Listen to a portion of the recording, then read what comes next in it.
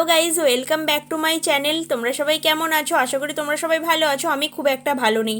ভালো না থাকার কারণ হচ্ছে একটাই, আজকে আমাদের ঘরটার রং হবে, সেই জন্য আমি খুব একটা ভালো নেই। আর ভালো নেই বলে দেখো আমি চকলেট খেতে শুরু করে দিয়েছি। আমার যখন মুড অফ থাকে, আমার যখন ভালো লাগে না, তখনই আমি চকলেট খাই।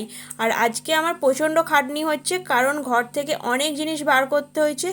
সমস্ত জিনিস বার করে ফেলেছি। আর এই যে দেখো, টেডি আছে, গাছপালা আছে কিছু, তো এইগুলোকে বার করব। আর সোফা টোফা আছে, বড় বড় জিনিসগুলো এখনও বাকি আছে। আর এইখান থেকে সমস্ত কিছু সাজানোর জিনিসও বার করে ফেলেছি। আর ঘরটার অবস্থা দেখেছো? এইখানে না রিপেয়ারিং হয়েছে। এই যে দেখো কীরকম বাজে বাজে লাগছে, সিমেন্ট বালি দিয়ে যেহেতু কাজটা হয়েছে, সারা ঘরে পুরো ছিটিয়ে ছিটিয়ে লেগেছে, তো তার জন্য আরও বাজে লাগছে। তো সেই কারণে ভালো লাগছে না, তো ভাবলাম একটু রঙও করে নেওয়া যাক। তো আর এইখান থেকে মানে কাঁচের যা কিছু জিনিস সাজানো ছিল সেগুলোও সমস্ত বার করে ফেলেছি। আর একটা ঘরের জিনিস তো কম থাকে না, অনেক জিনিস থাকে।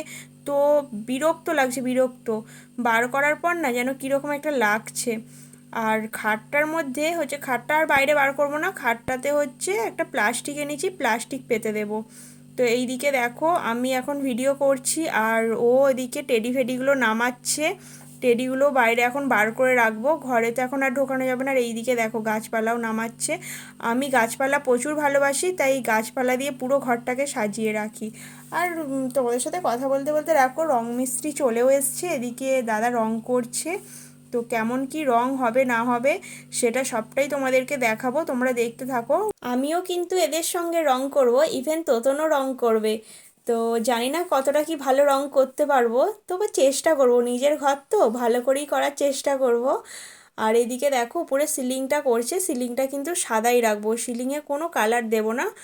যে কোনো রং সাইডে করলে কিন্তু ভালো লাগে, আর সিলিং কিন্তু সাদা না থাকলে ভালো লাগে না, তাই আমরা সিলিংটা সাদাই রাখবো। আর এই রকম রোলার দিয়ে রং করতে না বেশ ভালো লাগে, খুব মজা লাগে রোলার টানতে। আমাদের ঘরের সিলিংটা যেহেতু সাদা, তো তার জন্য এই শ্রীগিন কালারটা কিন্তু খুব সুন্দর খুলছে। আর এই শ্রীগিন কালারটার সঙ্গে কিন্তু ইয়েলো কালারটাও খুব সুন্দর যায়, একেবারে ডিপ ইয়েলোটা কিন্তু না। তো আমরা যখন দোকানে রং কিনতে গিয়েছিলাম, ওখান থেকে বললো এই কালারটার সঙ্গে ইয়েলো কালার খুব ভালো যায়। আর বনুরার আমার তো এই দুটো কালার খুবই পছন্দ হয়েছে। আর এইদিকে তোতনকে দেখো, ও কিন্তু 5 ফোড়নের মতন ফোড়ন কাটছে আর ভজ ভজ করে বকছে।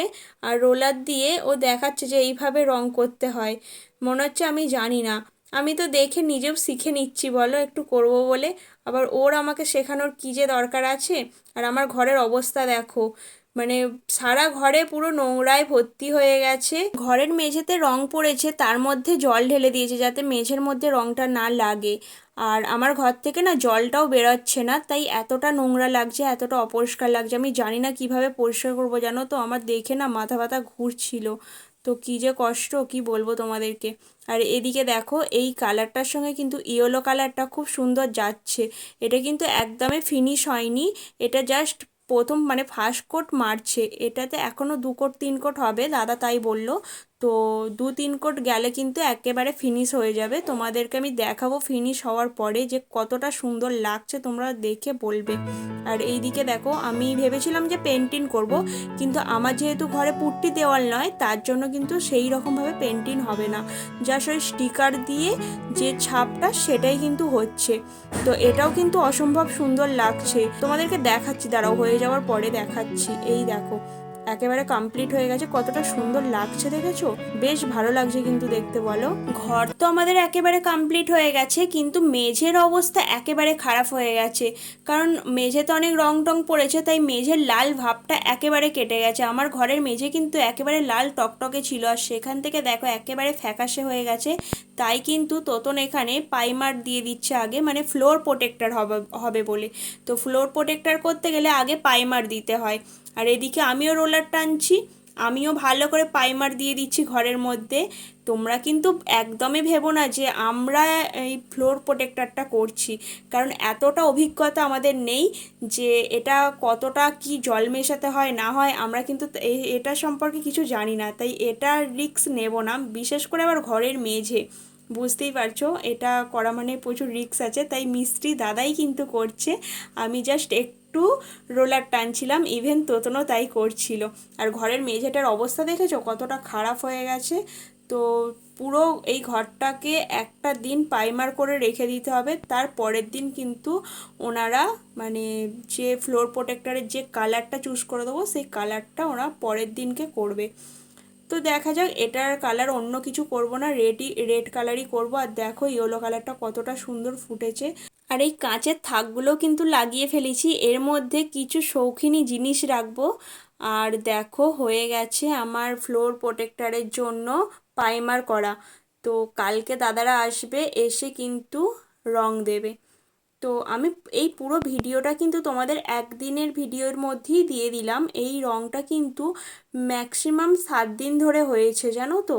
এটা কিন্তু একদিনে করা সম্ভব না। আর এই দেখো আমি ফ্লোর প্রোটেক্টরের এই কালারটাই পছন্দ করেছিলাম। এটা ন্যাচারাল একটা যে শান হয় না সেই ধরনের, তার থেকে একটু গ্লেজি আছে, আমার বেশ এটাই ভালো লাগলো। এটা কিন্তু রেড না, রেডও না, এটা একেবারে মানে কি বলবো লালচে খয়েরি সেই ধরনেরও না। এটা হয়তো তোমরা ক্যামেরায় অতটা বুঝতে পারছো না, ক্যামেরায় দেখে মনে হচ্ছে যে রেড কালার, কিন্তু একেবারে রেড কালার না, এটা খুব সুন্দর একটা কালার। তো যখন এটা শুকিয়ে যাচ্ছে কিন্তু অসম্ভব সুন্দর একটা ফিনিশিং আসছে, কালারটাও খুব সুন্দর লাগছে। এটা ফিনিশিং হয়ে যাওয়ার পর তোমাদেরকে দেখাচ্ছি যে কীরকম লাগছে, দেখতে কিন্তু খুব সুন্দর লাগছে।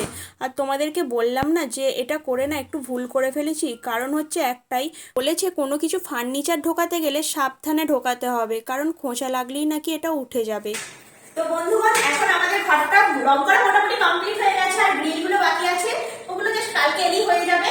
আর ফ্লোরটা কমপ্লিট হয়ে গেছে, ফ্লোরটা বলেছিল জল দিয়ে ভিজিয়ে রাখতে, তাই জল দিলেও না জল থাকছে না বলে এইগুলো পেতে পেতে দিয়েছি যাতে জলটা থাকে। 2টো দিন বলেছি জল দিয়ে রাখতে, জানালায় কোলেগুলো দিয়ে দিয়েছি পেতে। তো ঘরটা কেমন রং হয়েছে আমাকে কিন্তু অবশ্যই তোমরা বলো যে ভালো লাগছে তো এরকম রং করে। এটা জাস্ট আমার আর বনুর পছন্দের আর কি ঘরটা রং করেছি। তো কেমন লাগছে তোমরা কিন্তু বলো। ঘরটা তো রং হয়ে গেল, এবার যেটা বাকি আছে ঘর সাজানো। ঘর সাজানোটা একটা বিশাল বড় কাজ, কারণ ঘর থেকে সব জিনিস বাইরে বার করেছি, এবার আবার ওগুলোকে পরিষ্কার করে ঘরে ঢোকাবো। মানে এতটা খাটনি হচ্ছে না কদিন ধরে যে কি বলবো তোমাদেরকে। আমার ভিডিওটা এই পর্যন্তই, ভিডিওটা আমি আর বাড়াবো না। এবার কিন্তু ঘরটা সাজানোর পর আমি তোমাদেরকে দেখাবো। তো চলো, ভিডিওটা যদি ভালো লাগে একটা লাইক করে আমার পাশে থেকো।